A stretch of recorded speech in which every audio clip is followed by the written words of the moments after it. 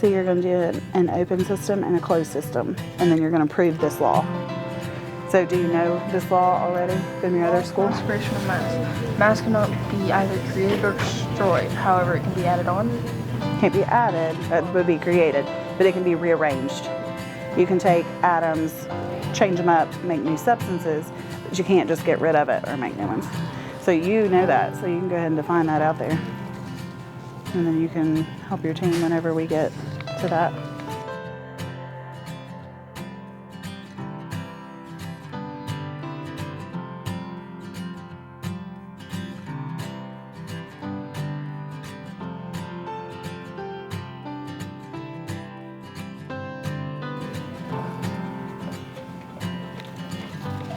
All right, anybody have a doctor's note, bus note, anything like that? You melted styrofoam. Did we say that was a physical or a chemical? It was a physical. Those bubbles weren't really created, were they? What were they? Air. They were air just escaping. We were releasing it, okay? So it wasn't like a new creation of that gas.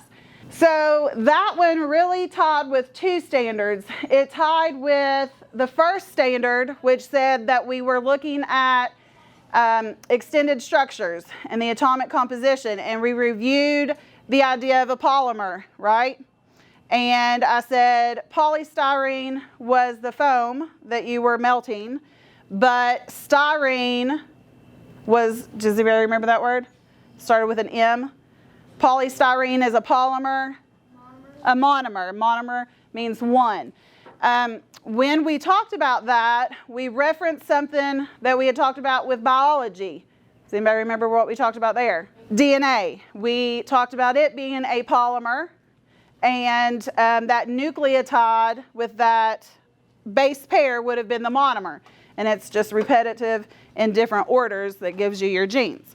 So those models were back there. The cracking of the marbles. Was that a physical or a chemical change? That was a physical change. The only thing that you really did there was put it through what kind of shock? Thermal shock. You used thermal energy in your oven and then exposed it to super cold water.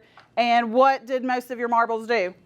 It cracked or shattered on the inside, which is kind of cool. We're going to do another one today. So look at your lab sheet. On the procedure, there's a little blank. Just put 10 grams of baking soda. Number 2 is also going to be 10 grams.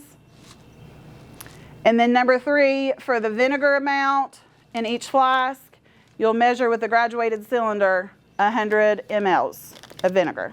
Okay? Go ahead and put your goggles on. Have out your flask, your balloon, your funnel, and your baking soda.